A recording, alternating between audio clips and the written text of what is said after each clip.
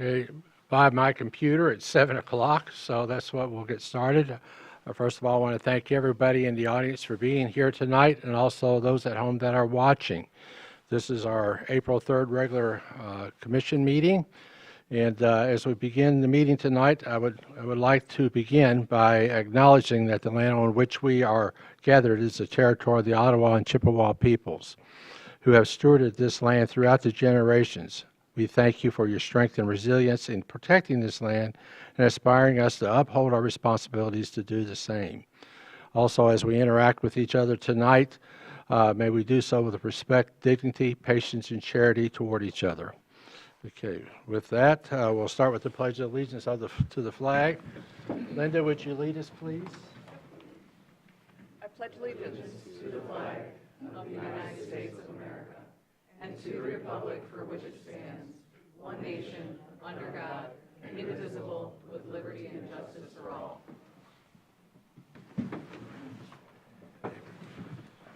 Let's see here. First of all, before we get to the announcements, I have an email from Mr. Colburn that reads, if you haven't seen it yet, Honorable Mayor and City Commissioners, I had requested an executive session for this evening as a placeholder. The separation agreement is complete and signed by myself, so other than ratification by the City Commission, I don't believe there is a need for the executive session any longer. So what will be removed from the agenda. Correct, sir? Correct, sir. Okay. Yep. Second, before we get to the regular items, I would like to consider suspending our rules and adding an item to the agenda. And that item is called consideration of discussion regarding the selection of interim city manager. With the article in Saturday's paper, I can't really have a discussion unless it's on the agenda. Otherwise, I have to do it as a report, and that's not really much of a discussion. So I'm hoping you will do that so we can do so. And of course, we would only have that discussion if the separation agreement is approved. So. Do we need a motion for Yes, that? Or you is do. that, Yes, Yes. there would need to be a motion to suspend the rules to add the item, and it requires 6 affirmative votes to do I'll so. move that we suspend the rules. Okay, I hear no support. Then you'll just get my report. I'll support that. Huh? I'll support. Okay. All those in favor of the motion say aye. Question about it. Yeah. Is this just discussion, or is it discussion and possible action? I'll leave that up to this body. I was just going to have it as a discussion. Okay? As a seconder, I would be uncomfortable taking action on something that hadn't been on the agenda in the first place. Okay, then we'll know that that is so noted. So it's just a discussion only. Thank you. So that is so noted and as part of the motion. If the supporter and the seconders agree to that. Yes, I support Okay, all right. All those in favor of the motion say aye. that. Aye. All those opposed say nay. Motion passes. Thank you. And that'll come up under new business number 6. I think, yeah, 6. Yes. Okay, thank you. All right, with that, announcements from the city manager. Oh, roll call. Yes, good evening, Commissioner Werner, Here. Mayor Pro Tem Shamrow. Here. Commissioner Wilson. Here. Commissioner Stanley. Here. Commissioner Treadwell. Here. Commissioner Colbert. Here. And Mayor Lewis. Here. Okay, announcements by the city manager, please. Nothing at this time, thank you. Okay, thank you. Announcements by the city clerk. I just have some meetings to announce for this week, the week of April 3rd. The Planning Commission will meet on Tuesday, April 4th. That'll be at 7 p.m. in the Commission chambers. The Mobility and Parking Advisory Board will meet on Wednesday, April 5th. That'll be at 11 a.m. in the committee room, which is on the second floor of the Governmental Center. The Joint Recreational Authority will meet on Wednesday, April 5th at 7 p.m. at the Garfield Township Hall. Coast Guard Committee will be meeting on Thursday, April 6th. That'll be at noon at the Air Station, Traverse City. Also, the Master Plan Leadership Team will be meeting on Thursday, April 6th at 3:30 p.m. in the committee room on the second floor of the Governmental Center. And then finally, the Parks and Recreation Commission will meet on Thursday, April 6th at 6:30 p.m. in the Commission chambers. And that's all that I've got. Thank you very much. Can I check with Commissioner Warner? Do we have a light and power Open house on Wednesday? This week, Wednesday, I believe there is. Yeah, at the library. Yes. Yes, that is It's not an official meeting, but we just want the public to. Yeah, know the that a board climate members are- action plan open house. That's from 4 to 6 p.m. at the main branch of the Traverse Area District Library. Okay. With that, we'll go to the consent calendar, sir. Yes, the purpose of the consent calendar is to expedite business by grouping non-controversial items together to be dealt with by one commission motion without discussion. Any member of the commission, staff, or the public can ask that any item on the consent calendar be removed from it and placed elsewhere on the agenda for individual consideration by the commission, and such requests will be automatically respected. If an item is not removed from the consent calendar, the action noted in parentheses on the agenda is approved by a single commission action adopting the consent calendar. Item 1. Consideration of approving the minutes of the March 2023 meeting of the City Commission. Approval recommended. Item 2, consideration of enacting amendments to the Traverse City Code of Ordinances floodplain management provisions of the State Construction Code, Chapter 1459, and repeal of floodplain management, Chapter 1458, as recommended by the City Attorney. Enactment recommended. Item 3, consideration of authorizing a grant agreement for consulting services to assist the city with management, administration, coordination, and operation of the food composting pilot project funded by the United States Department of Agriculture, with the cost of the consulting services to also be covered by the grant. Approval recommended. Item 4, consideration of authorizing a right of entry which would allow the Watershed Center Grand Traverse Bay the ability to plant trees along Kids Creek on city-owned property south of Silver Lake Road, and which would authorize $25,000 toward the project to be paid for by ARPA funds. Approval recommended. Item 5, consideration of adopting the revised Transportation Demand Management Report. Adoption recommended. Item 6, consideration of declaring a Ford pickup truck surplus and authorizing a purchase order for its replacement, which is a 2023 Ford F-250 pickup truck for use by the water treatment plant staff, which is a scheduled purchase. Approval recommended. Item 7, consideration of declaring 2 2013 Ford F-150 truck surplus and consideration of authorizing a purchase order for their replacement, which are 2 2023 Ford F-150 Super Crew 4x4 V6 Eco pickup trucks for use by the Water and Sewer Maintenance Division, which is a scheduled purchase and which will supersede the City Commission action of September 6, 2022.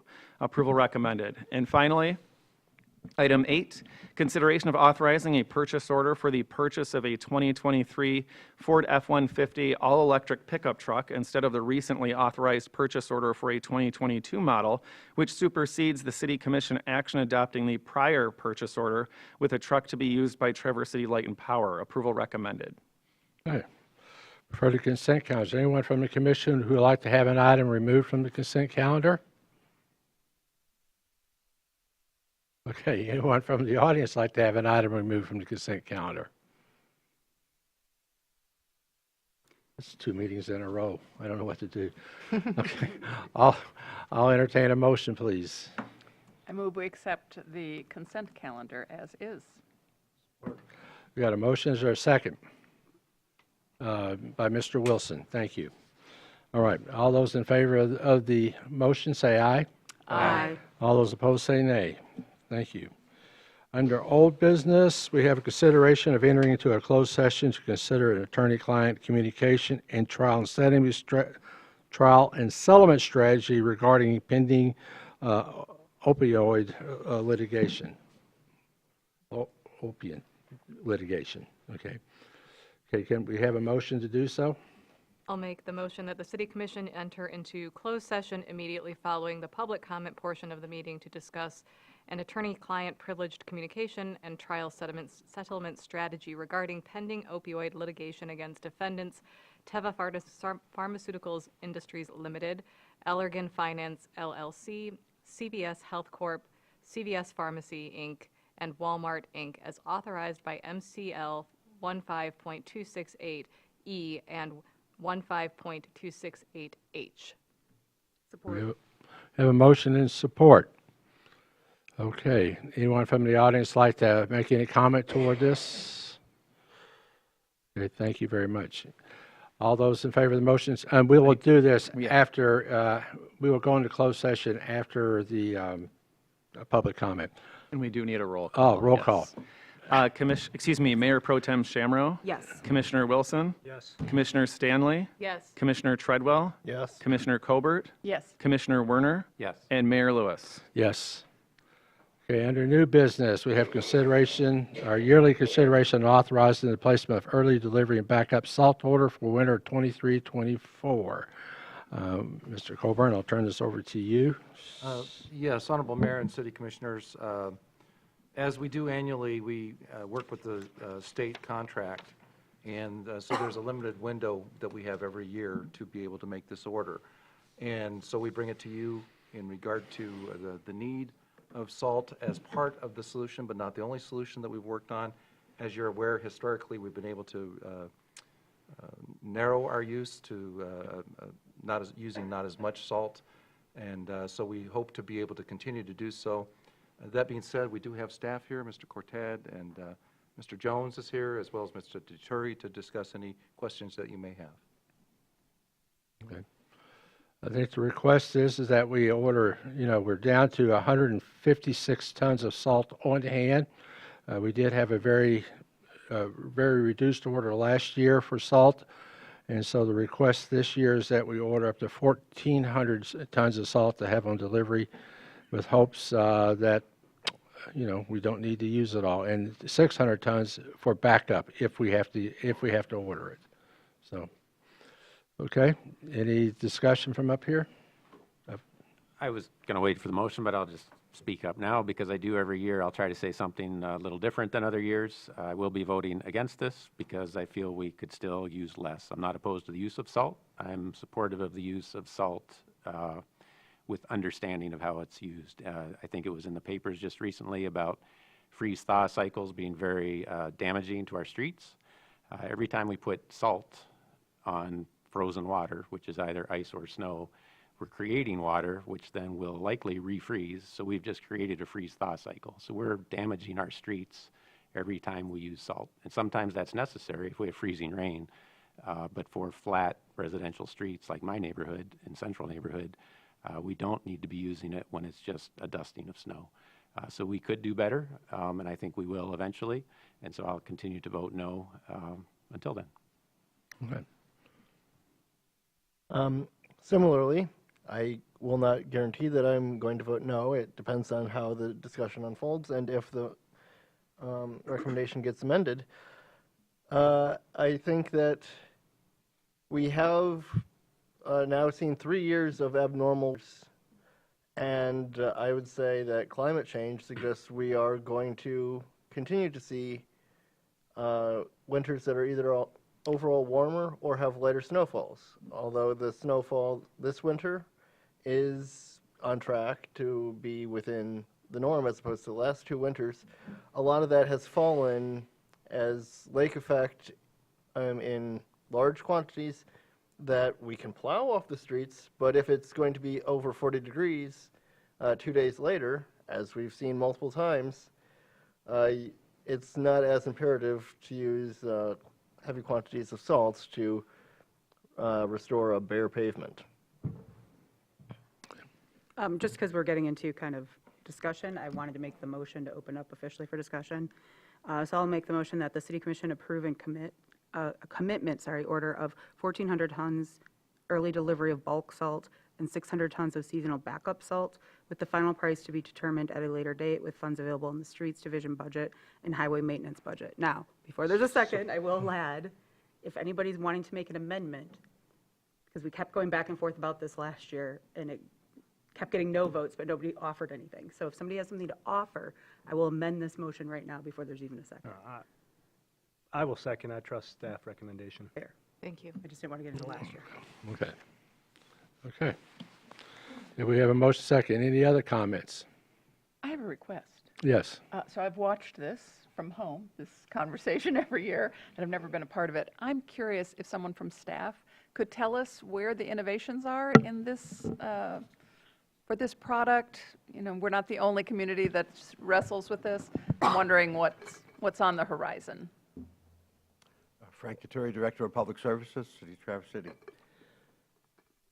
We are, I would say, leaders in cutting-edge technology for everything we do regarding our winter salt maintenance program.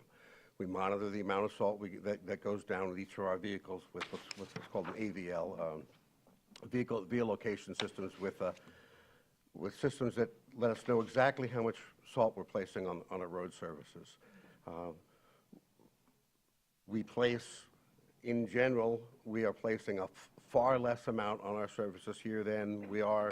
I'm not pointing fingers to the surrounding areas, but the road surfaces are different. We are constantly in communication with our drivers, and the drivers, respectively, want the same thing that we all want. And I don't mean to get too far out in left field on this, but our drivers care about as much about the lakes and streams that we live in as we do, as everyone here. And they're very attentive to the amount of the salt they put down. We've been using in recent years a couple of different products. We've been monitoring temperatures a little bit more.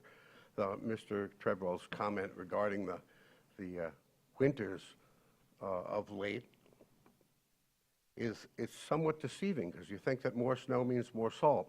It's really more temperatures that range above and below freezing. So typical temperature in Traverse City for the month of January, I think, is 24 to 26 degrees.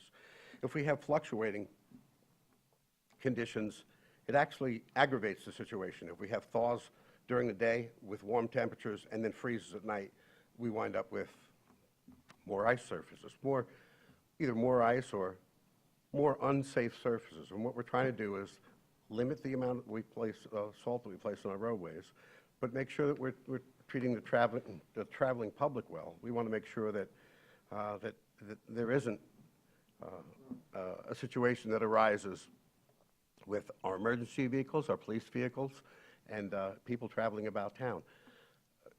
We just want to make sure that people are safe. That's our number one task. We have, I'll just mention the beet heat, which we've been talking about for a couple of years now. That's actually reduced the amount of salt. It is a salt product. It's 3 salt products, as a matter of fact. And those salt products, mixed with a molasses base, a sugar base, allows us to use less rock salt, hard rock salt, 42% less per lane mile per application. So every time we put it down, we're putting down 42% less salt than we would have 5 years ago, before we started using it. Oh. The next things moving forward that we'd really like to do, in-ground temperature sensors that give us the ability to fluctuate what we place on the road as it's happening. They're costly, and frankly, in where we live here, with the rapidly changing conditions due to our friendly lake right next door, it's very difficult to predict. There are ways to go about reducing salt by what's called pre-wetting. Basically, you spray down an application of wetted brine salt before the storm comes. Again, in our unpredictable location, it's like throwing money away if you place that salt down in a brine form, and then you never get the snow. So we're always in reaction mode. The beet heat, temperature sensors, and there are a couple of companies that are coming out with software that actually are onboard software that are looking to evaluate road temperatures as the drivers are driving. More technology that we're looking forward to. And we also have been looking into state-of-the-art mixing facilities, so we can actually dial up or down those salt contents before they go out, depending on the range of temperature and the day that the occurrence. Thank you very much. I do. So given the quantity of salt that we have remaining, if we were to have another snow event, not even of the order, but something similar to, not this past Saturday, but the Saturday before, would we have a sufficient supply of road salt at this time to address that condition? We have none. Okay. Somewhere between 50 and 100 ton, is what we're using. There's 156 ton. There was before last weekend. We may have used some of it, but on average, somewhere between 50 and 100 ton per application, depending on how many times we're putting it down. So So we would not have. Skin of our teeth this year. And then, so my second question is, can you talk a little bit about the circumstances under which we were able to purchase additional salt last year and whether that circumstance would potentially be available to us again? In your packet, you received an email that came to us from the My Deal Salt folks.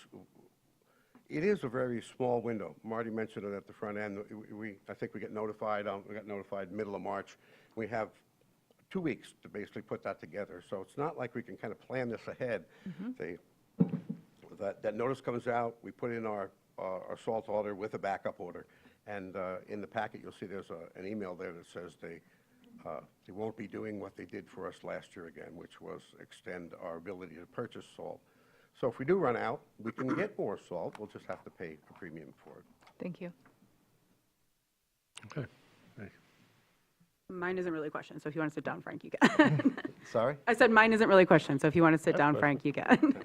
I think I'll be supporting this, and I see that we have a cutoff date of Wednesday for this.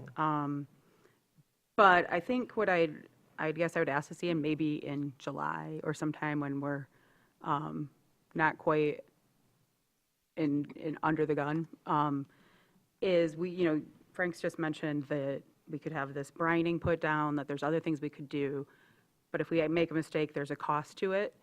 And I think what I would appreciate is if we could see some kind of presentation about the options that are out there and the costs that would go with them. Because at the end of the day, the budget comes to us, and so you might be conserving on it, but if the goal of some of the commissioners or the consensus of the commissioners after presentation is, hey, we'd rather maybe make a mistake a couple times and cut down on the amount of salt we buy over the next 5 years, that's some information that we might want to have to weigh.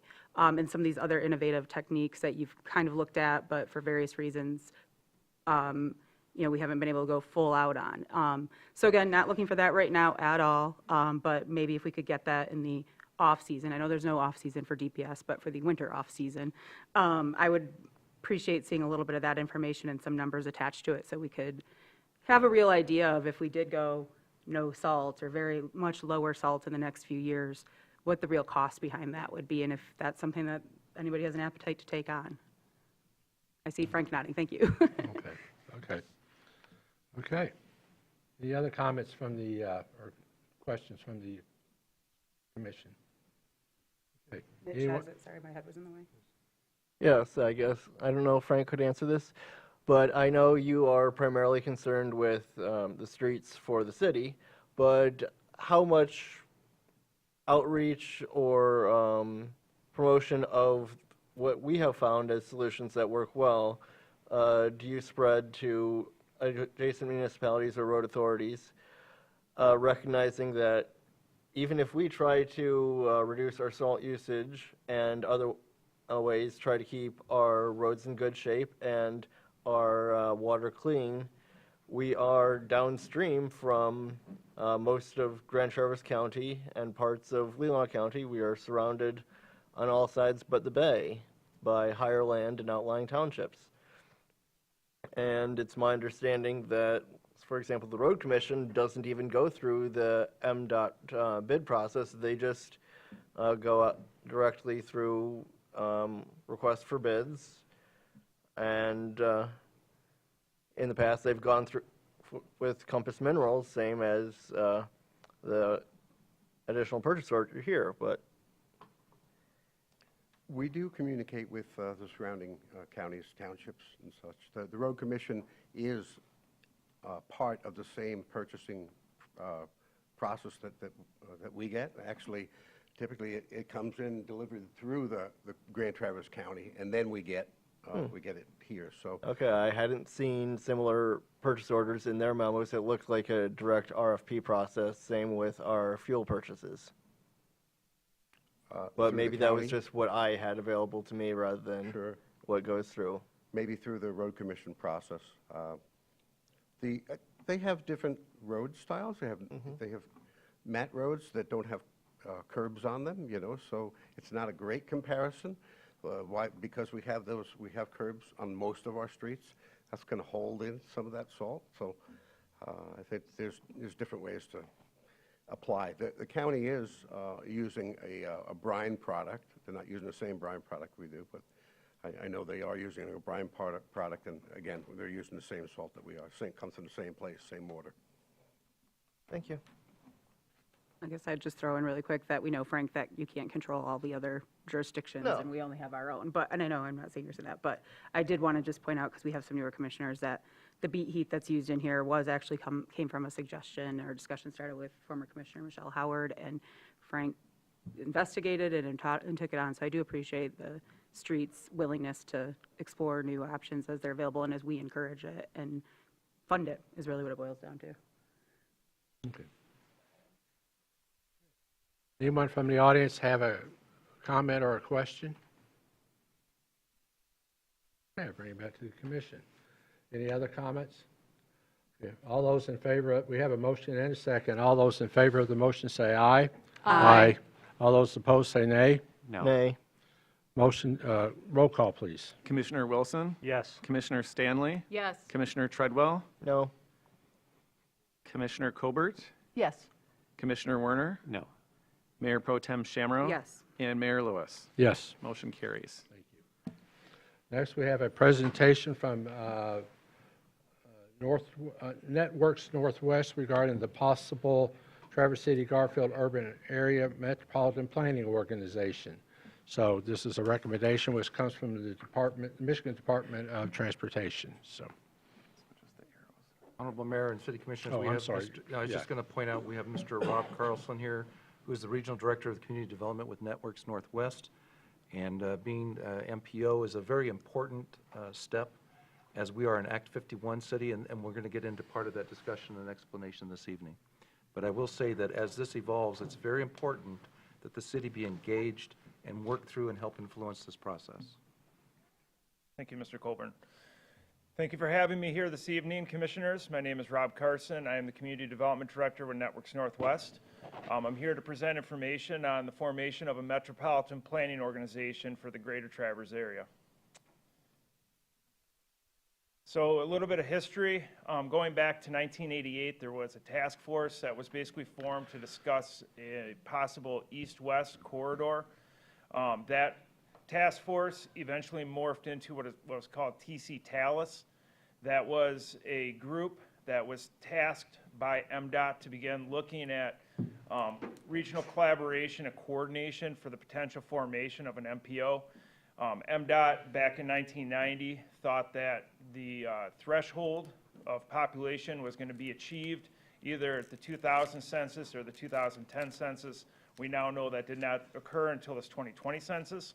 That TC Talus group in 2016 morphed into TTCI, which is a Traverse Transportation Coordinating Initiative, and they've been undertaking discussions and coordination pertaining to transportation, all modes of transportation for the Greater Traverse area since that time. So what is a metropolitan planning organization? It is a forum for cooperative transportation decision-making processes for metropolitan planning areas. As I stated, we were considered all rural according to Census Bureau definitions. In 2020, the urbanized area was achieved, which the threshold population for that is 50,000 individuals. The U.S. Census Bureau took a couple years after the 2020 census to compute all of the urbanized areas for nationwide, and we were included in that, and it was released this past December. So an MPO is basically a policy-making body. It is created and designated to carry out metropolitan planning processes. It's made up of representatives from all the participating eligible local units of government, transportation agencies, and transit agencies, if they so choose to be a part of the policy body. It's a forum for cooperation and decision-making involving all key stakeholders in the public. And when I refer to stakeholders, that is all modes of transportation from non-motorized to vehicular and transit. It is federally required for urbanized areas of 50,000 or more in population. When I say that it's federally required, 70% of the population of the urbanized area must be included in the MPO. If you were to take that into account for what we are considering here for the MPO, that would only require Traverse City and Garfield Township. Although you're going to see that the eligible list is much greater than that. It ensures the 3C process for transportation planning, basically comprehensive, cooperative, and continuous planning. So here you're going to see the Traverse City urbanized area as released by the U.S. Census Bureau. All of those census blocks that are included as urbanized are the purplish in color, and you can see those surrounded by the geographical boundaries of the local units of government. And on the next slide, well, coming up on one of the next slides is going to be the MDOT recommended MPA boundary. Here you'll see the different colors of each of the local units of government, and you'll see the urbanized area that is represented underneath those geographical boundaries. Take note that the only local unit of government that MDOT is recommending at this time be included in the MPA boundary that does not have an urbanized area threshold underneath it is Whitewater Township. Currently, TTCI has included participation from East Bay Township, Garfield Township, Traverse City, Acme Township, as well as Beta, Grand Traverse County Road Commission, Grand Traverse County Board of Commissioners, and Leelanau County Road Commission. MDOT is recommending that we also include Whitewater Township, that we include Bingham Township. Oh, excuse me, I left out Elmwood Township. I did not mean to leave them out. They've been included.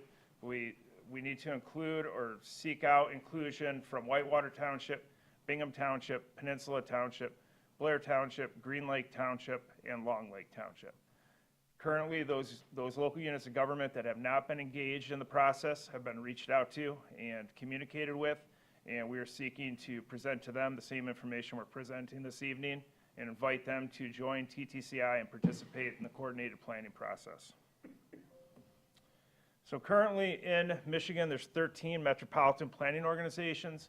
We will be the 14th. This map displays the location of those. The transparent boundaries of the counties are the MPA boundaries for each of those individual MPOs, and then you can see the actual location of the MPA boundary underneath those highlighted portions.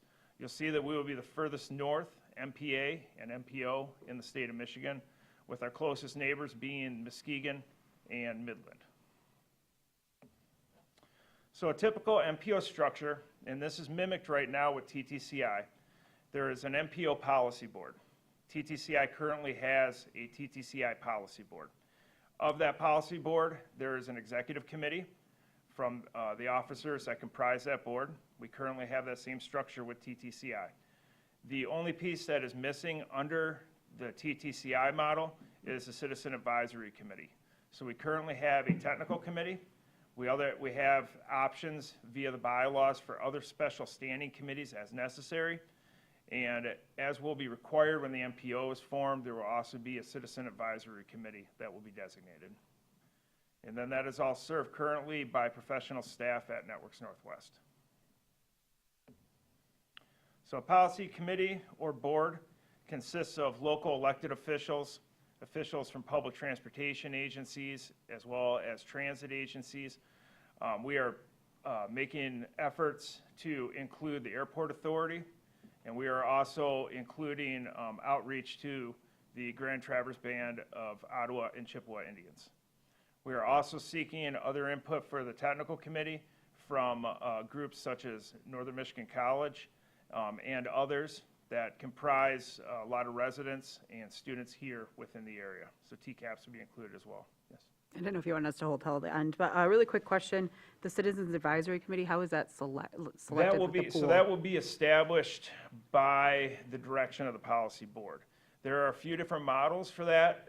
One is to actually have an appointed standing body, but you can also have open citizen forums where you don't technically have a standing appointed citizen body, but you open it up through a transparent process to any resident or citizen who wishes to speak on anything related to transportation that they would like to get across to the policy board.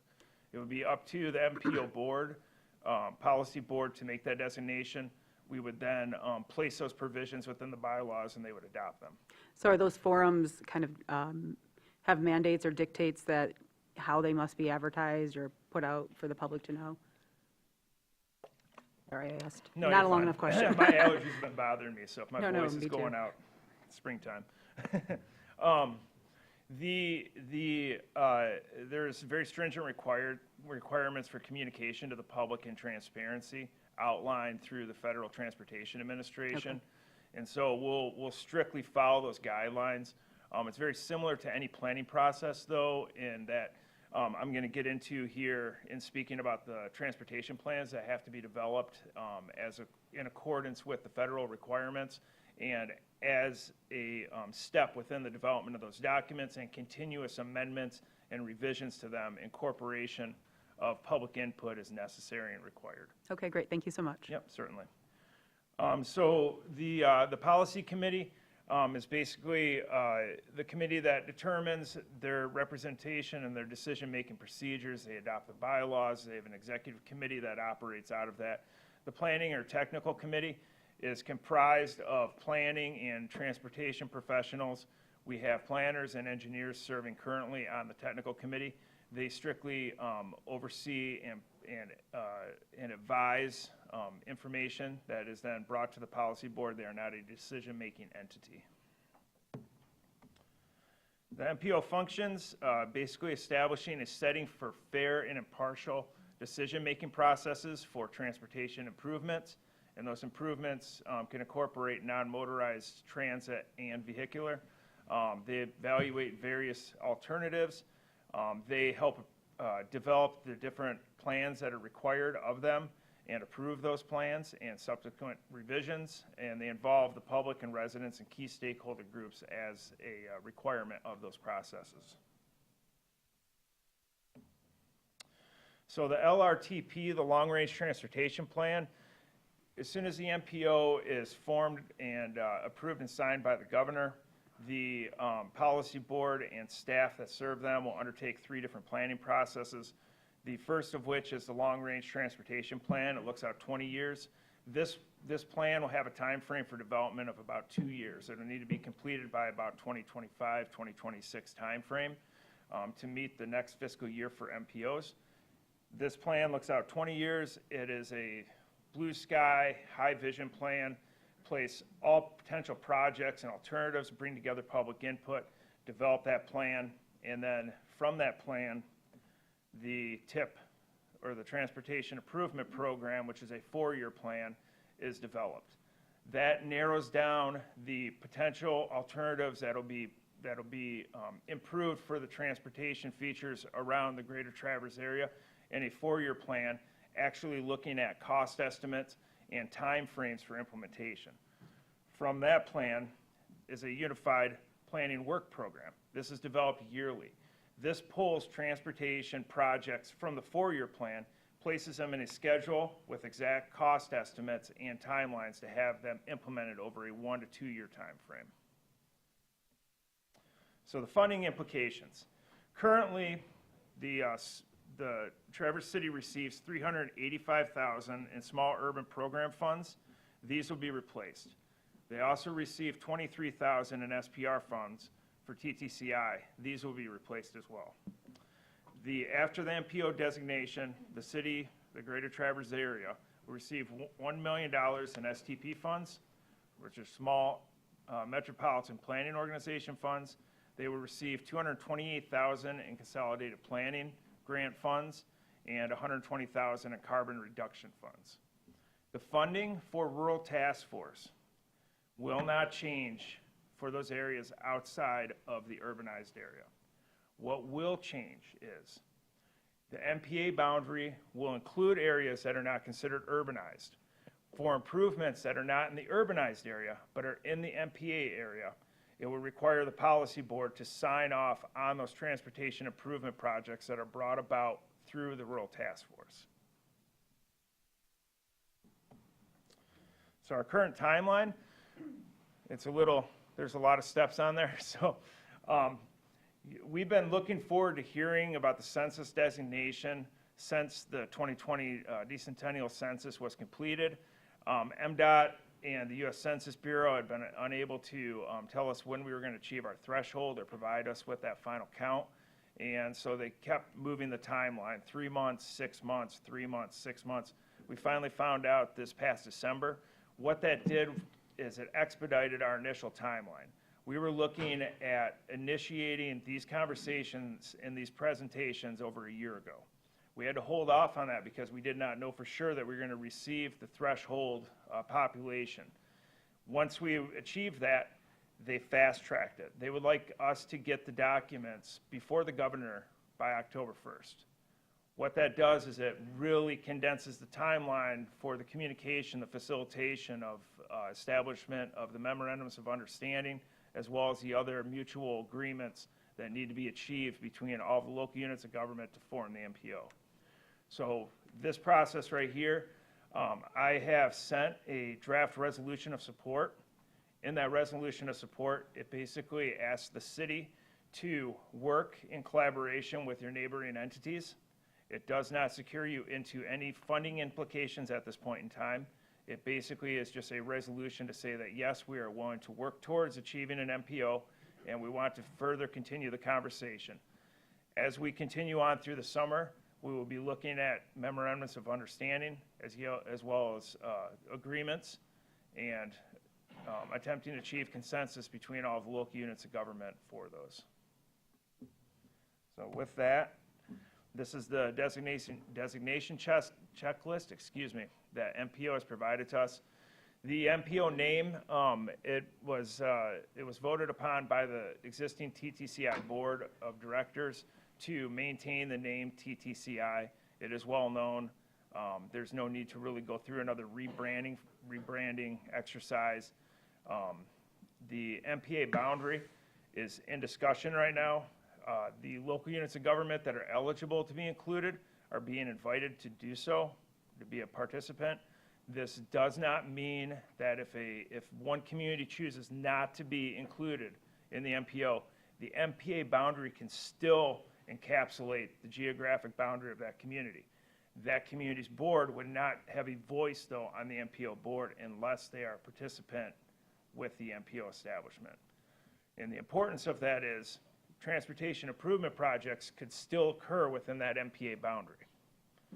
The bylaws are currently available on our website. The TTCI board is reviewing those, and we'll be reviewing those at the next meeting. There are several revisions that will need to be made and probably subsequent revisions over the coming year as things morph into the MPO. The organizational structure needs to be discussed. How members have voting, there's multiple ways that occurs throughout different MPOs here in the state of Michigan. Weighted voting based on population, individual votes based on unit of government, as well as weighted votes based on how much support for local match is provided by those local units of government. The policy board membership, as I said, was invited out to all of the local units of government, the transportation agencies, the transit agency, local schools, for the technical committee, Grand Traverse Band of Ottawa and Chippewa Indians, and we will follow up with them and keep everybody abreast of who is willing to sign on and who would like to be a participant. Then will come the intergovernmental agreements and the designation of the location of the MPO. So MDOT throughout this whole process has been fantastic in helping to share information and provide guidance.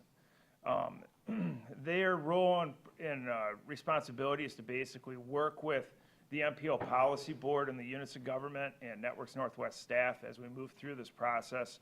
They are also moving through a separate process with Beta as they move from a small urban or a rural transportation agency to a small urban transportation agency or transit agency, excuse me. Those are parallel processes, although separate. Beta will have a seat on the MPO board, and so that is what provides that connection between both of those. They will act as our primary contact and our point of support going forward. They act as a liaison to the federal government and their transportation administration and staff, and they participate with us directly on the policy committee and the technical committee to provide guidance and to answer questions as necessary. And they will review and transmit all of our federal documents and all of our agreements moving forward. Any questions? I know I've seen this presentation, I think, 4 or 5 times now, Probably, yeah. We're about, yeah, but 6. now I'm actually on this side of the desk. One question I do have, in some afterwards discussions after your last meeting, is there, or has every MPO, at least in the state of Michigan, been hosted by an existing intergovernmental body like Networks Northwest, or is there precedent for an existing singular organization taking it under their umbrella and hosting it in their space on their servers? Yes, the vast majority of MPOs are hosted by regional planning agencies in the state of Michigan. MDOT is recommending that it's hosted by a regional planning entity. And the reason being is we do not receive direct federal funding for any type of roads, and we do not do any type of road improvements. And that's the same for all regional planning associations across the state of Michigan. So what they're looking for is an impartial host. And as you're saying it, if, say, the Grand Traverse Road Commission was offering to be the overarching entity, that would be a MDOT will bias. directly come out and say that they can't because it's a conflict of interest, because they receive federal funds already for projects. They cannot be making determinations on additional federal funds for projects that they may be funding. Thank you. Well, I'm sure there's more of this to come for me because I'm going to have to go back through your presentation. But I go back to the slide about the money, funding implications. Yeah.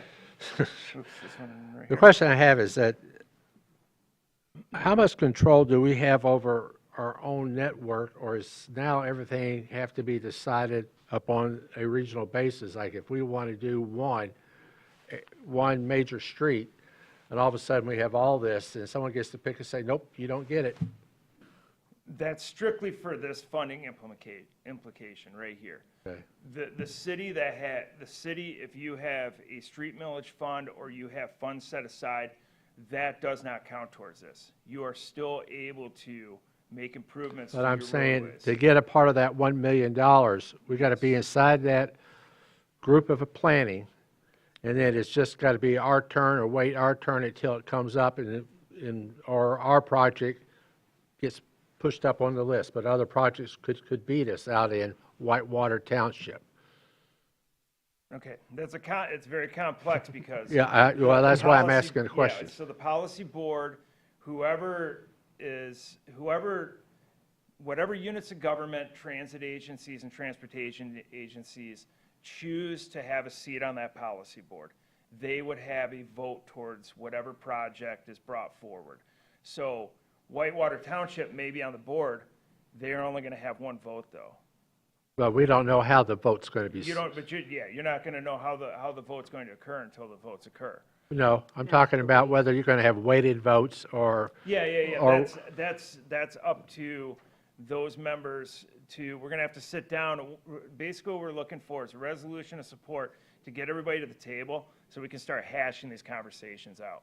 And I'm going to introduce multiple models that are used at various MPOs across the state of Michigan for everybody to discuss.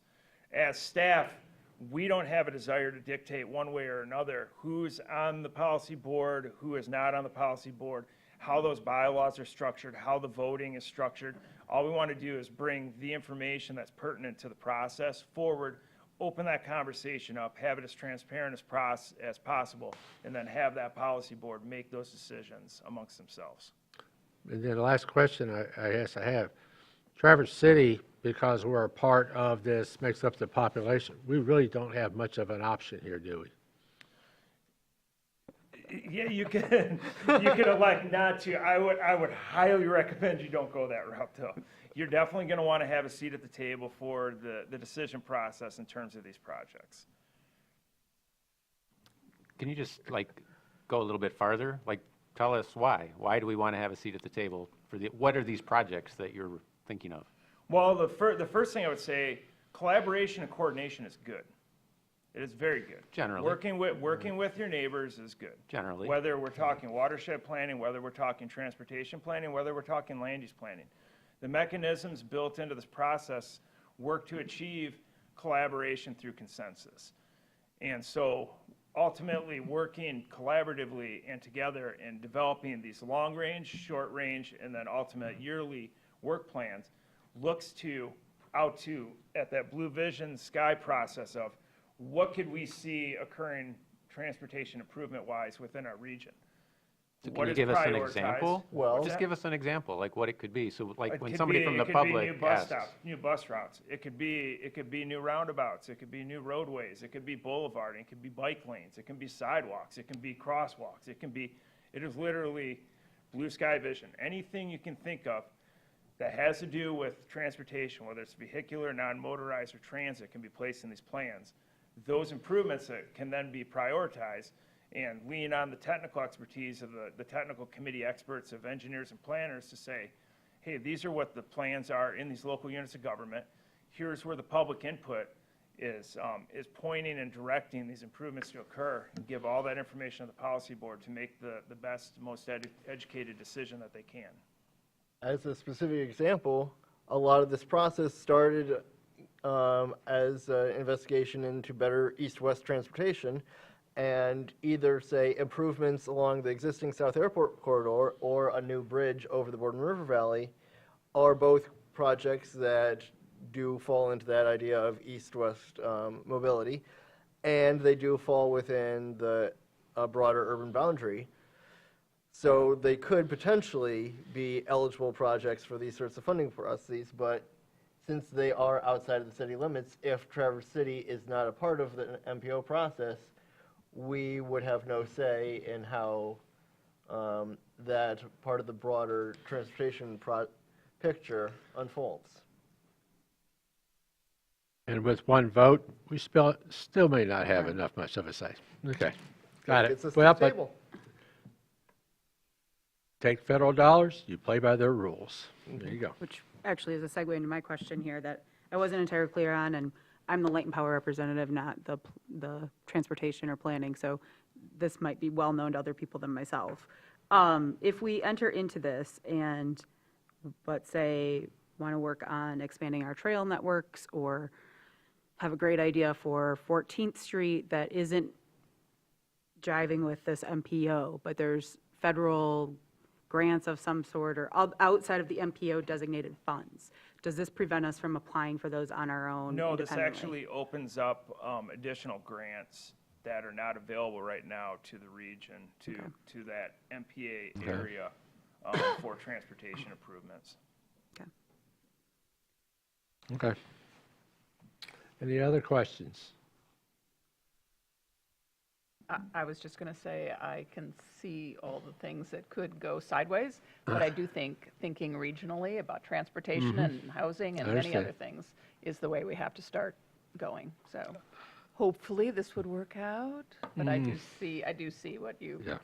folks Well, are alluding it's going to to. be a change. Yeah. So. Okay. So we can, and so you can hear, I'm going to open this up to the public Should we in make case a they, motion? huh? Do you want me to make the motion? Oh, we can, I'm sorry. I'll just make the motion that the resolution to establish an intermunicipality, did I say that right? Committee under Michigan Public Act 200 of 1957 for purposes of transportation planning in the Traverse City study area be adopted. Support. We got a motion to support. I'm going to open up this for the public, not so much because of the resolution, but if they have any other concerns or things that maybe you should hear, that you can be taking that information with you as you continue your process with the other governmental units. So if you'd like, sir, just have a seat. We'll see if anyone wants to come up and say anything. And also just general public comment. Okay. Okay, I'll state the rules for public Yep, comment. please, Since would you please? you can come forward, Mr. Reed. I'm just going to state the rules for public comment this evening. We ask that folks speaking tonight state their name and address, indicate if they're a city resident, non-city resident, or a city business owner. We have a 3-minute time allotment. When your time has elapsed, the timer will beep. And as always, we ask that all language be respectful to everyone. Thank you. Justin Reed, 630 Kaiser Drive, Apartment 1B. I've heard the presentation, and I gotta say, I think I would say that this is a good idea, just because we are a growing area. one thing that we have here in Traverse City is our natural resources. We've got our trail systems. We can beautify that with eligible more federal money. And I think unless the next 10 years somebody says Grand Traverse County has a plague, everybody else leave, I think that we're going to grow and just going to keep on growing. So I think the smart way is to get some federal money that's involved with non-motorized, better beta, better transit options, because you cannot just tell people, just go away, just don't come to Traverse City, go downstate, because like I said, that's not going to change and traffic's not going to change. So I think an MPO would be successful in Grand Traverse County and also in the city. Thank you. Okay. Anybody else? Okay, thank you. All right, we have a motion and support. Yes, ma'am. Oh, sorry, I was just going to throw in that I am going to support this motion right now, but as far as was mentioned already, we haven't funded or anything else associated with this. This is just the resolution. We have a road commission. I haven't looked it up, but I think if you read the list of City of Traverse City residents that have been appointed to that, it'd be, I was going to say, 0. Thank you for the confirmation. I know Mitch probably does know that off the top of his head. And yes, and then we pass the millages that keep our monies separate. As this progresses, I sincerely hope that this will be a good faith effort and not, as the mayor has concerns about, and I understand them as well, that we will just be a seat at the table with no real voice. So I will vote for the resolution, but I'm very curious what will be presented next.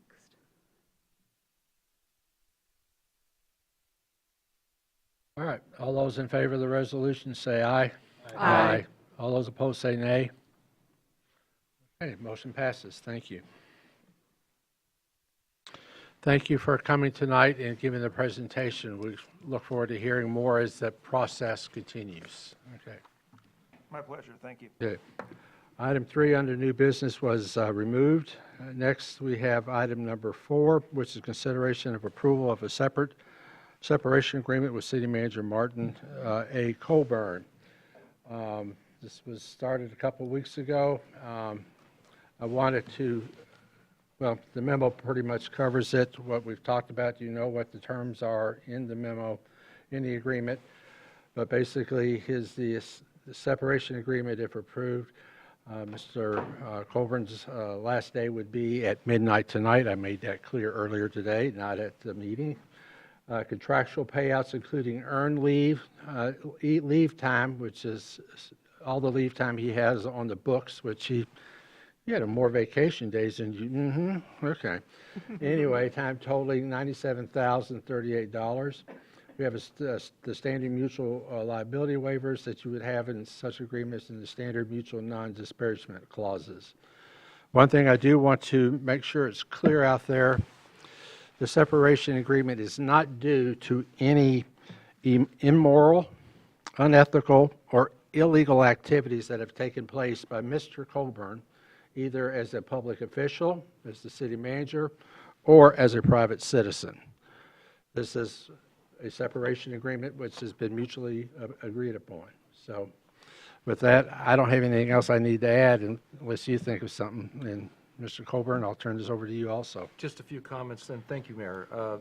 As mentioned, the separation agreement is a mutual agreement, and it's fitting. As city managers, we come in typically, changing our lives and moving in, as many CEOs do of different corporations. There's an agreement up front. We have that contract, and so this is honoring that.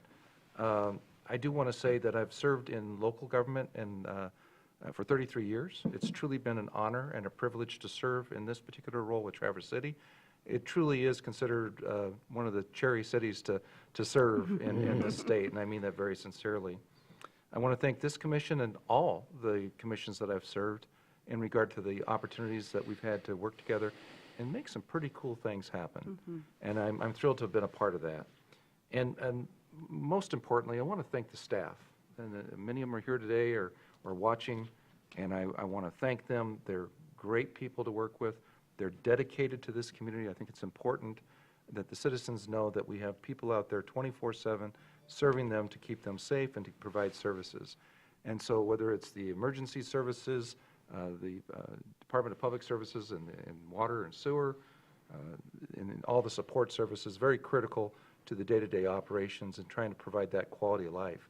And I hope that people get out and enjoy that and be safe and appreciate their community and all the good people that put their efforts to it day in and day and night. Thank you. Okay. With that, I'll entertain a motion. We get a further discussion. I'll make the motion that the mayor and city clerk be authorized to execute the separation agreement and release with Martin A. Colburn, subject to approval as to its form by the city attorney. A motion? We have a second. Oh, sorry, I thought. Okay. So we could continue on. I'll make the second. Okay, discussion, please. A question for the city attorney about the non-disparagement portion of the agreement. Because in reading it, I can understand non-disparagement of the other party, but the word is about any party. So, like, I'm going to express my disappointment in myself, both tonight and moving forward, but disappointment in this body. Is that considered disparagement? Disparagement would be with regard to one party to the agreement disparaging the other party. So you want to disparage yourself. If that's Well, what but you're if I'm disparaging the city commission, because the way I read it, third party about any of the parties to this agreement. So that's why I was asking. Thank you. Respectfully, okay. Do you want to make your disparagement remarks now? Sure, I'll just go through. Because there is no agreement at this time. I know, there's not. But we've had many emails from the public asking, it's very opaque. And it's even opaque for me, sitting up here. We had one closed session, which we can't talk about. And that's why I said disappointment, because I'm disappointed in myself going into that closed session. It's challenging. I consider myself able to think, but apparently I don't think fast enough because it required some quick thinking, and I wasn't up for it. I would have much preferred a smooth transition process that used the annual review process. I think that would have been best for the city of Traverse City and its citizens. I still don't understand the urgency of parting ways, but I fully support the compensation that's included in this package, in this agreement package for Mr. Colburn. And I do understand that we've gotten to this point, and it, in my opinion, too far gone. Like, there's not nope, like if somehow we voted not to approve this, that Mr. Colburn's going to be able to effectively run the city, which is his job, and that's lost sometimes. You folks pay attention. Folks watching on cameras pay attention, but you're still the vast minority in the city. Most people, the city's operating, that's good enough. They have their busy lives. They probably don't necessarily even know that there is such a thing as a city manager. They've probably heard there's a mayor and there's a city commission. But they might not know there's a city manager and it's his responsibility to run the city. So it's part of my concern with not having as smooth a transition as possible is we have a budget nearly upon us. We have a city engineer who's considered retiring. We have a city police chief who is retiring. And we have a city treasurer position to fill. So we have 3 senior staff positions to fill. I'm not prepared to have an interim city manager help fill those positions. So does that mean we have an interim city engineer and an interim city police chief and an interim city treasurer. Maybe that might be what we need to do. And so then potentially the cost goes up to the city. People have complained about the cost of Mr. Colburn's exit package. I'm not concerned about that. It's paid time off, et cetera. But we potentially have many other costs coming at us. And but this is where we are. I don't see that there's a way to turn back. And so I would like to vote no on this, but that's not what's in the best interest of the city, because if we vote no and Mr. Colburn is still leaving, how are we at a better position? It's not we, it's how is the city? I know I get whatever it might be. Sometimes I like Warner's got his head spinning, whatever it might be, but I truly care about what's best for the city. And that's why I'm concerned tonight, what's best for the city. Okay. Thank you. Yes, sir. Mr. Treadwell? She had her hand up first. Oh, I'm sorry.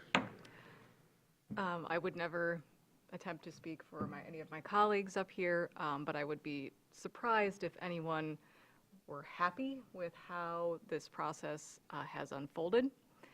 But I would like to echo Commissioner Werner's words that this is where we find ourselves. This is how this has unfolded. This is the agreement before us, and Mr. Colburn has conducted himself with grace and respect, and has agreed to those terms. And I too am concerned about the welfare of this city. That is what we were elected to serve, and it's certainly not a pretty situation given all of the feedback that we've heard. I respect the people who've taken the time to share their concerns with us. We have heard you. But again, this is the moment that we are in, and these are the terms that we are presented with. Yeah, similarly, I'd like to echo both of my colleagues in that this isn't a situation that I am happy with, though I would commend our city manager for the poise and respect with which he's handled himself. I feel that this whole process has not necessarily been respectful to all parties, but we find ourselves at a point that this is the path forward. I would have much preferred if we had, especially if we didn't even have on the agenda tonight a discussion about an interim city manager. If there was a longer transitional period, we could have had better opportunity for those discussions to happen in a timely manner. We could have had a more seamless transition from one leadership to the next. But we find ourselves at this point now, and although it's not what I'm happy with, it's what we must do. Yeah, I have certainly wrestled with this the entire week. I would like to be voting no today, but I am not going to because I respect Marty Colburn, and it is his request that we accept this, and so it's with regret that I will vote yes. I think mistakes were made, certainly, and we need to promise the community that we will work with more transparency moving forward. So that we never find ourselves in this situation again. I also wanted to read something to show what respect we should have for Mr. Colburn that came in today from Russ Soyring, who was the city planner here for 35 years. He says, of the 6 administrators that I've worked with, Marty has logged in the longest working days. Marty Colburn would often skip lunch and stay late in the evening to get his work done. When I left my office, the governmental center was usually dark, except for Marty's office. Often I would tell him it was time to go home, and he would reply, "There's still much more work to be done." I think that's a real tribute to you. Yes, ma'am. Okay. And I apologize, I'm following Linda because she was much more eloquent. But I just wanted to say that Marty himself just compared himself to a CEO, but I would say that city managers, and Marty in particular, have it worse than CEOs. CEOs occasionally make the news because of changes in their organizations, if they're a large enough company. But city managers, which Marty has dedicated his career to being, have to always be in the spotlight. Every review is in the spotlight. Every action they take in their day-to-day job is covered in a meeting every week. And so I think that that is a noble pursuit, and I think I want to thank Marty for having done it for the city for all these years. But I also wanted to kind of remind the public of that too, that the city manager is always the job of city manager is always scrutinized. And it may not seem transparent, but I would say the last time somebody left the company that you worked for, it doesn't make headlines, and unfortunately, this is a high scrutinized position, and I wish you the best, Marty, and I agree. I will take your resignation the separation agreement as it came through, but I wanted to thank you for your service to the city. Mayor. And then Mr. Marty, Wilson.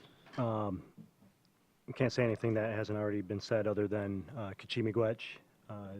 We got to work together for some time during my time on the tribal council, and our interactions were always pleasant and informative, and you were very instrumental in giving me information when I first came upon this commission, and were always real upfront with me, and I appreciate that. Thank you. Marty and I have already had our conversations privately, so being both in the same field for a number of years, you've done good. Thank you. Okay. I know there's people here in the public that want to probably make a comment or two, so if you don't mind, Marty. Mitch is trying to get Okay. attention. Yeah, just on a final note, I would like to express my frustration with the legal requirements that all parties involved are facing that make transparency difficult in this situation between our own closed session, attorney-client privileges issues. Not that I would be bad-mouthing Marty, but the non-disparagement clause does limit stuff, and there's some staff confidentiality that makes it so that I think no party in this room has a complete picture of the full situation. And we all are looking from our own limited perspective to decide what's in the best interest of this as an organization. But none of us have a complete picture, and only a portion of what the picture that we do have can be shared with the rest of the city and the public as a whole. Okay. All right. With that, I'll open it to the public that anyone wants to address this topic. Yes, ma'am. Do we have, if you hang on 1 second, we're going to bring you a mic, ma'am. Well, we want it for the folks listening, so thank you. My name is Pam Wakefield. I live in Traverse City. I think the commission has made an egregious error in the way they've handled this situation. I cannot believe that you people would sit there and say you made a mistake and then do nothing to correct it. You are representing Traverse City with your horrible decision. And unless Marty ran naked through the city saying, I don't know what, and according to our mayor, he did nothing illegal. So the process that you did not follow makes no sense, and it just, you're acting like the county commissioners, and I would never want to be compared to the county commissioners. So, be chastised. You say it's done, well, you have a hell of a lot more you need to do to improve. Okay. Anyone else?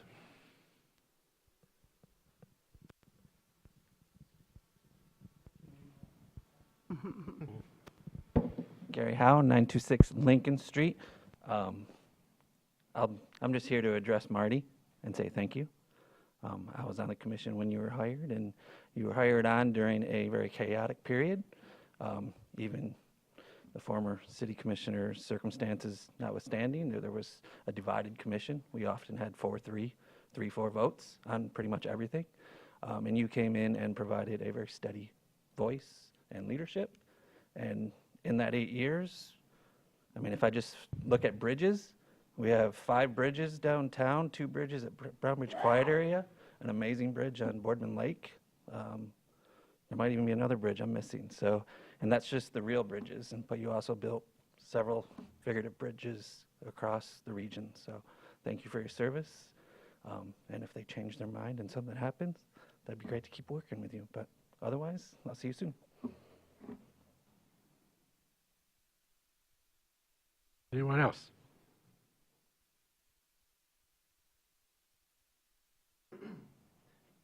Tom Bratton, non-city resident, Grand Traverse County resident, though. Yeah, I just wanted to say, you know, I don't know the background for the need of a new city manager, but I do want to say I think it's been great over my couple years in civic engagement, getting out into the public and seeing Marty and all the value that he's contributed to the community in so many different ways. I think some ways that people just don't even realize, and a lot of the volunteering that he does and some of the organizations that he's a part of. I hope to continue to see him out there doing those great things, but I think it's going to be a really hard challenge for the commission to replace someone with his balanced leadership. So thank you.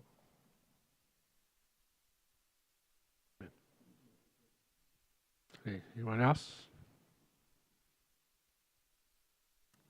Hi, Penny Hill, Assistant City Manager. I'm just speaking as a person today, but wanted to say in kind of response to Mr. Howe's comments about, he mentioned building bridges. Well, Marty built bridges in more ways than one. He built bridges among people, and I think that's the most important thing as a city manager that he could do. Thanks.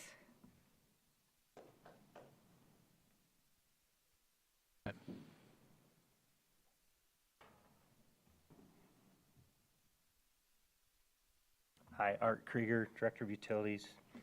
As a staff member, just want to extend my appreciation to Marty for his leadership and guidance through these last 7 years I've had the position. I think having him there was a good asset for the city overall to make the public and commissioners more aware of our city infrastructure and the needs that were out there, and we did a lot of work. We got a lot done, and there's a lot left. We're not stopping by any means, but it was a privilege working with you, Marty. You did a great job, and I appreciate your leadership. And we'll continue to trudge forward and do our best. Thank you.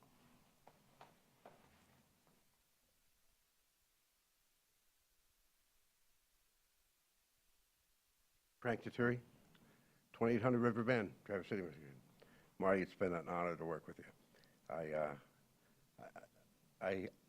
I've always amazed on how fair you were to everyone around you, how good a listener you were, because I think that's super important.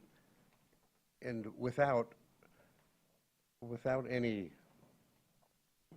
previously conceived of opinions, you just listen to people, and I think that's I've learned a lot from you, and I know I'll continue to learn a lot from what I've learned from you, and I really appreciate the opportunity to work with you, and I'm honored to have served with you, and I'm sure our paths will cross again soon.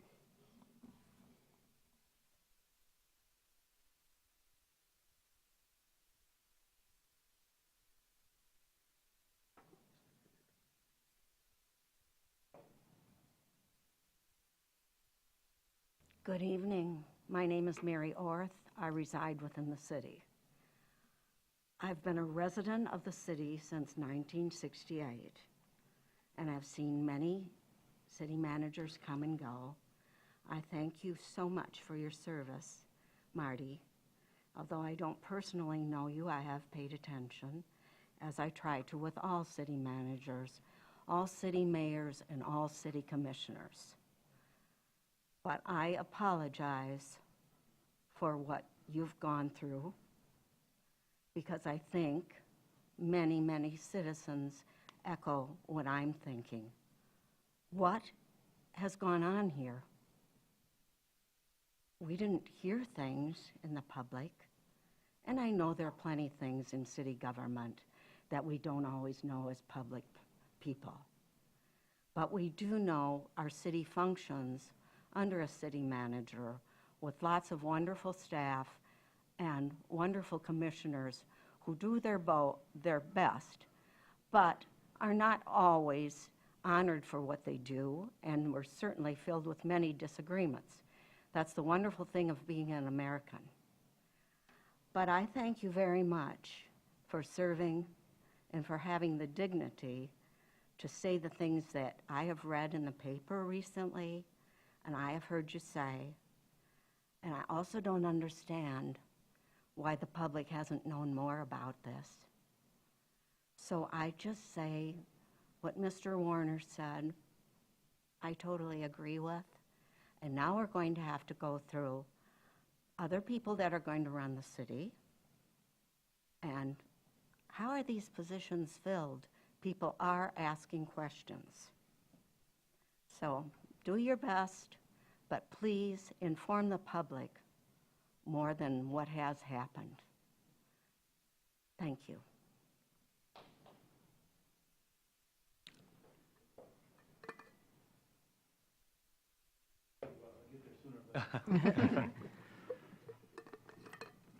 Roger Putman, former city commissioner, 314 Railroad.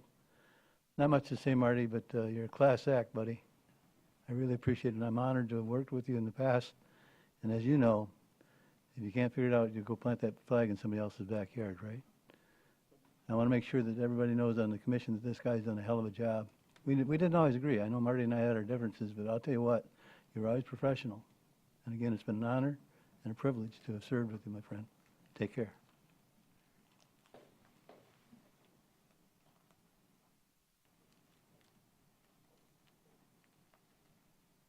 Good evening, Caitlin Aldrich, 40795 Mile Road, Traverse City.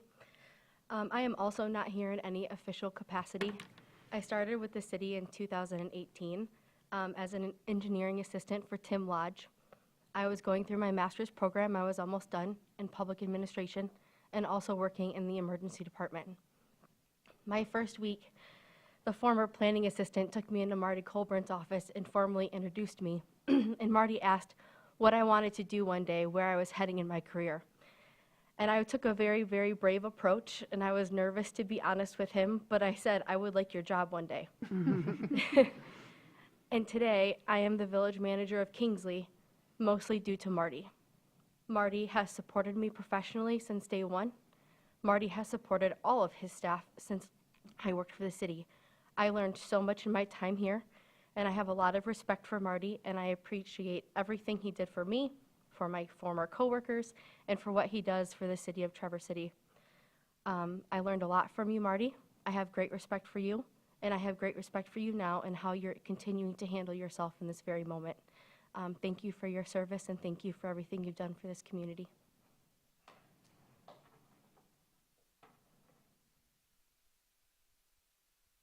Okay, anybody else? Thank you. Okay, we have a motion on the floor and a second. All those in favor of the motion say aye. Aye. Aye. All those opposed say nay. Motion passes. Okay.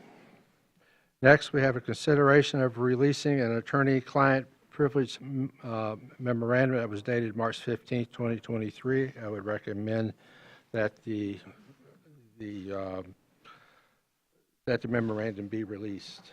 I'll make the motion that the City Commission authorizes the release of the attorney-client privilege memorandum dated March 15th, 2023. Support. Okay.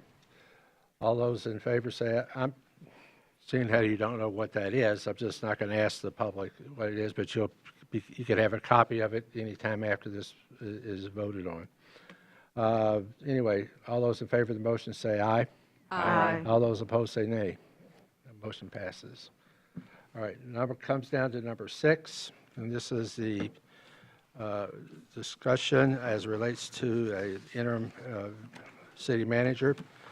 And for the media, I do have a couple extra copies of this memo. So if you would like to have it, that I sent out today, so I have a guideline of how to approach this tonight. I'm just going to read it. Given the article in the Record Eagle on Saturday regarding interim city manager position, I have requested consideration for this item to be placed on the April 3rd, 2023 City Commission agenda for further discussion. If the action is not taken to do so, then I'll provide the following update. As you may recall, during the closed session of March 2023, it was requested that I investigate possible interim city managers in the event the separation agreement with Mr. Coburn was to be considered. Given that Marty desired to proceed with the separation agreement, I then started the task. It must be noted, in my experience of serving in 3 interim positions, the search process for a manager can be between 90 to 100 plus days. It's given the availability of the start date of the next manager. When I asked City Attorney Laurel Triple-Lott for ideas regarding the interim, other than the Michigan Municipal League, she mentioned Ben Byfoss, a former city manager for Traverse City. A former manager for Traverse City might be a consideration. I contacted him on March the 23rd and discussed the possibility and sent him and Lauren a copy of my interim agreement as an example, same one I've used for 3 times. He said he would give it serious consideration. He let Lauren and I know on March the 27th he would be willing to take on the position.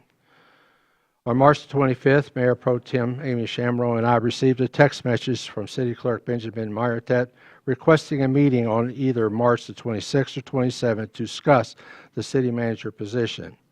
That meeting was held on the 26th. Benjamin requested he be considered for the interim position, which neither Amy nor I could reason why he shouldn't be.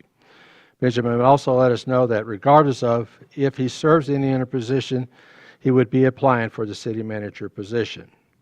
Therefore, at the time that I wrote this, there are 2 candidates for consideration. One was going to be Mr. Byfoss for his per-hour rate at $100, no benefits, and mileage to and from his home. An example of the agreement had been sent out earlier. As of 5 o'clock this afternoon, he has withdrawn his desire to be considered.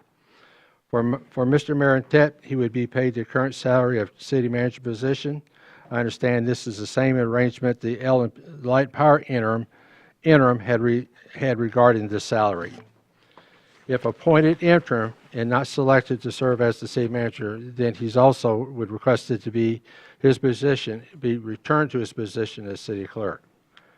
I have requested resumes from both Mr. Meyertet, with Mr. Meyertet's attached. Mr. Byfoss has been out of state, but I expected his to be coming in a few days and it would be provided. Here are our options at this point. Further discussion at a special meeting on April the 10th. We could make a selection without interviews.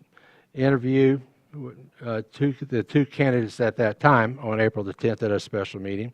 Create an ad hoc committee to interview the 2 candidates, provide a recommendation, or seek more candidates. There is a list on the MML site, and I'll be happy to pull all the resumes. Other discussions, actions needed to be undertaken is the undertaking of a search, a task we should undertake.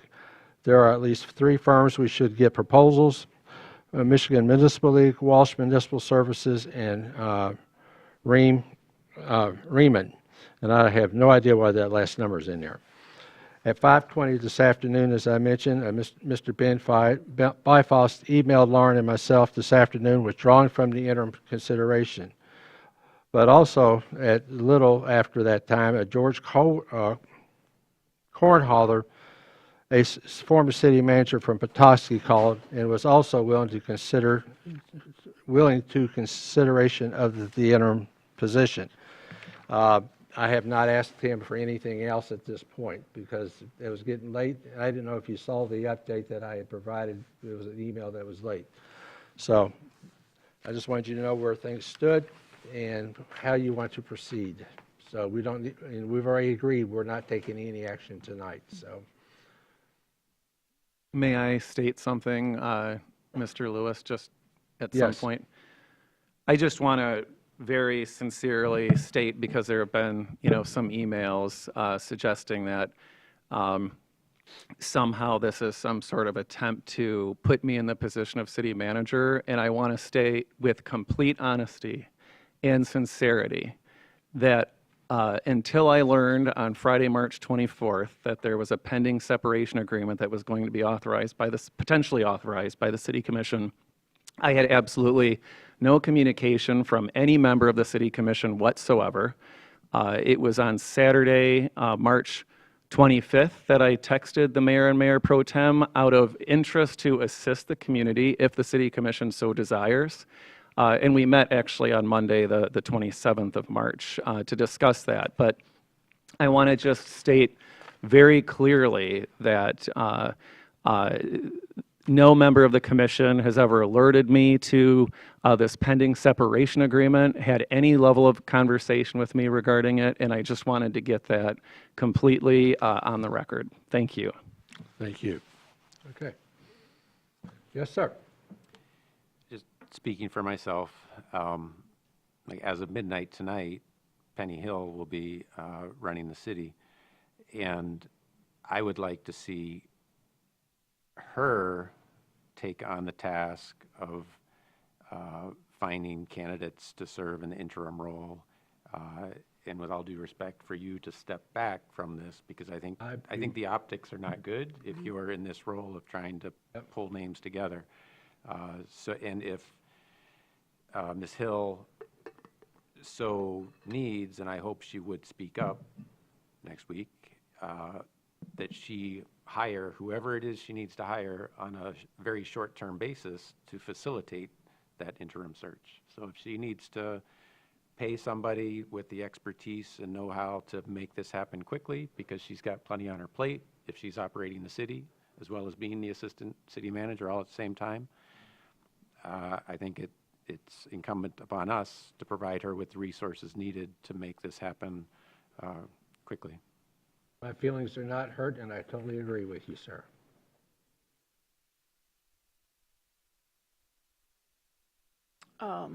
In addition, as much as I like Ben Marentat, I'm not comfortable moving forward with just his name as a possibility.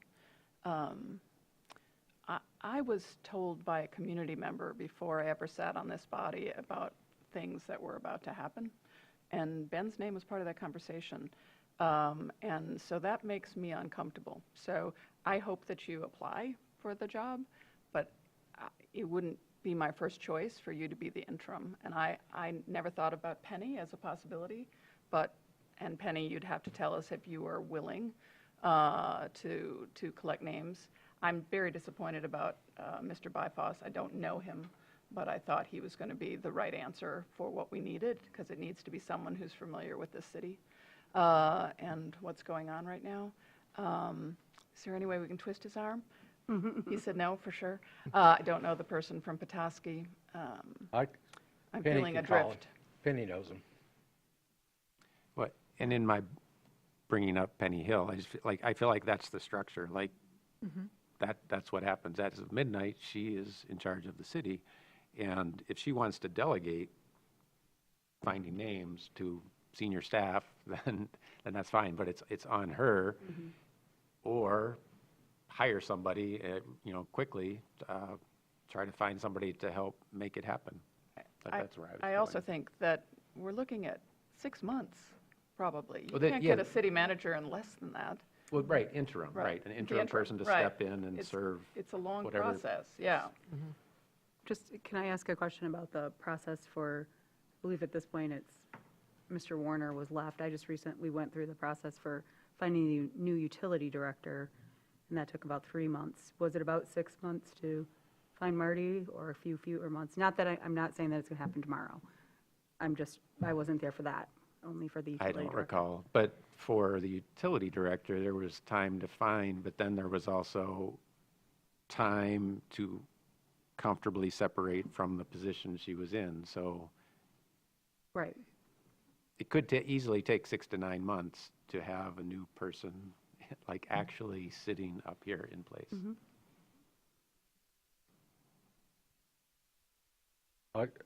All I can tell you, when I put those dates in there, MML is always said about 120 days. But again, it all depends. If you pick someone at the end of 90, do they have to give a 30-day notice or 100? I don't know. That's why I'm saying they use that as the running average. So. And if that has been the running average for years, we are either still in or transitioning out of a time of unprecedented in my lifetime, and perhaps in many of my colleagues' lifetimes, maybe not yours, Richard, but careful, of higher turnover and difficulty in finding people to find positions. So it may be taking longer than 90 to 100 days. I also have a question about the company we use to hire Brandy Ekron. Is that a company that just deals with energy hires, or? I believe so. I can find out and let Penny know, but I believe it was a fellow in Texas and a fellow in Chicago maybe that we were just on, actually not even Zoom, just an audio call with. I'd be curious because I'm not sure MML is the right company to. Oh, Yeah, but to the company that we did use for Light and Power, I thought was exceptional. There was a price to it, but they were exceptional because they looked nationally and they well-established networks, contacts, et cetera. And so I would encourage us to go after something similar so that we are truly looking at doing a national search.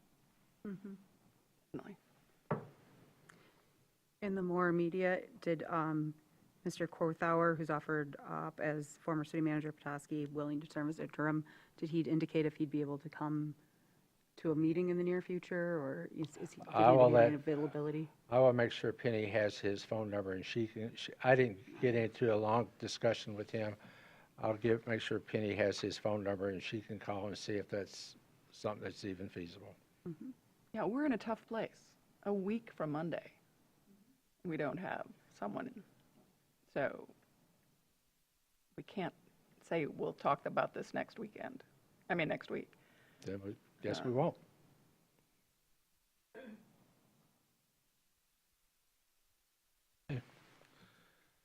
Okay. Penny, you okay? Okay, thank you. And thank you for your efforts. All right. With that, we'll leave it up to Penny to keep us engaged and informed. Next, under appointments, consideration of approving a mayoral appointment to the Housing Commission as recommended by the ad hoc committee. Mayor Richard Lewis as chair, Commissioner Linda Colburn, and Mitchell Treadwell served on that committee. And let me get to my thing here. And we interviewed 2 individuals. It is our recommendation that Heather Lockwood continue to be on the Housing Commission. And we know the other individual that we interviewed was new to the area, but I think we'll be seeing him in a number of roles in the near future. So with that, I would recommend that Heather Lockwood be appointed to the Housing Commission for a term to expire on 2027. So I'll entertain a motion. So moved. Okay. Support. Okay.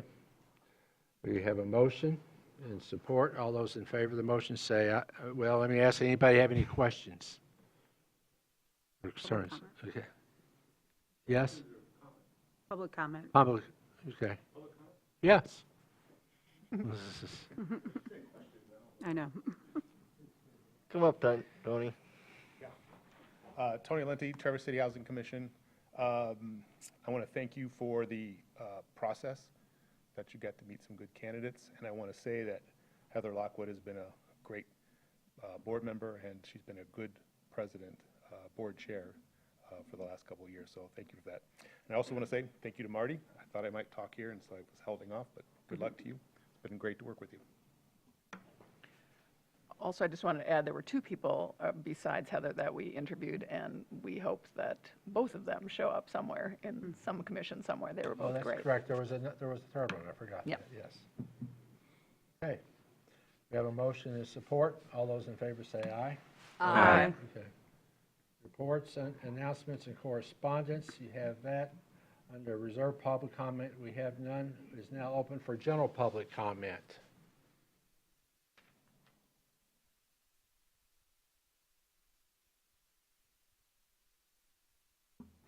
Gary Howe, 926 Lincoln Street. Your previous discussion, it was 6 months. We had February to June. I think Marty started in August, actually, but he was hired in a 6-month period. And I would just advise having someone who's gone through it as a city commissioner, but also hired out in private sector as well. It's not just transparency for the general public, it's transparency amongst yourselves. Each of you have one vote. It is not one of you should have any more authority than another. Part of the hiring process that Marty came through, we had folks who didn't want to go through MMLL, where they didn't want to get any outside help, and so we didn't. And there was a struggle for it. So, he wasn't hired within a unanimous vote. But ideally, you do have a unanimous vote for such an important role. And you only get that through building trust with each other, with the community, with the candidates. So I highly advise you to take your time. Don't rush it just because you feel something has to get out. If you don't pass a budget, guess what? You just adopt last year's. It's fine. Nothing is that critical that you shouldn't put all your effort into getting this right. So that's my only advice on that one. And thank you again, Marty.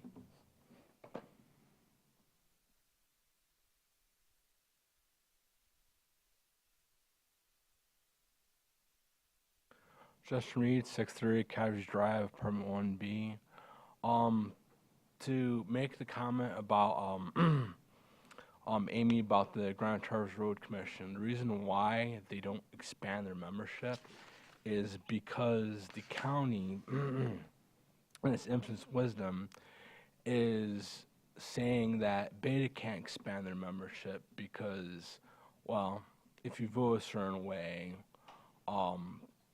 that means it's misconduct in a board. And so, yeah, that's the reason why you do not see the Grand Traverse County Road Commission expanding for the board of directors, is because the county would have a problem, and the county would start telling their appointees, sorry, but you voted a certain way.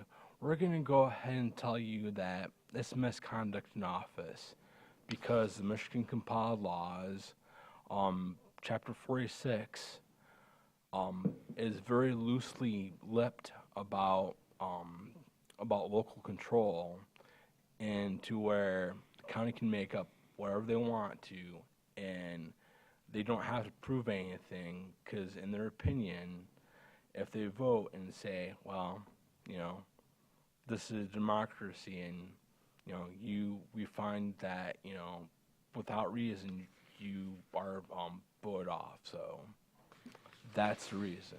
Thank you very much.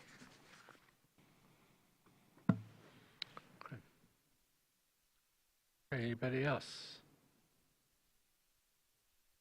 Thank you. Anything from the mayor and the city commissioners? All right, we will be adjourning into closed session for discussion, legal discussion as relates to a settlement.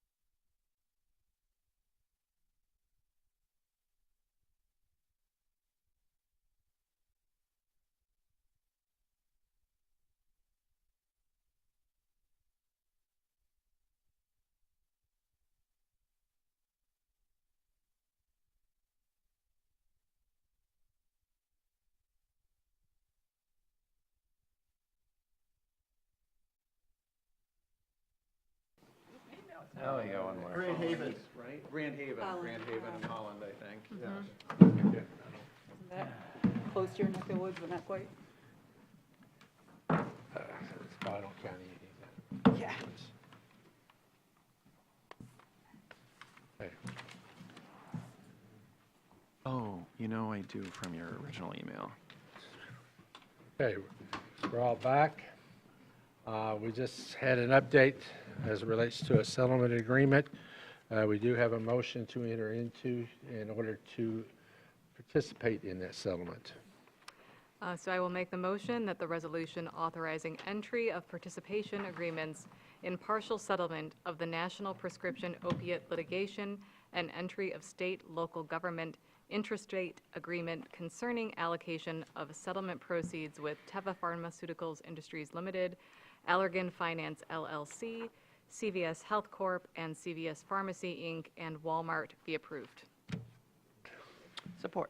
We've got a motion of support. All those in favor of the motion say aye. Aye. All those opposed say nay. Motion carries. Unless y'all want to stay, I'm calling this meeting adjourned. Thank you. You don't want it? You're going to have your candy.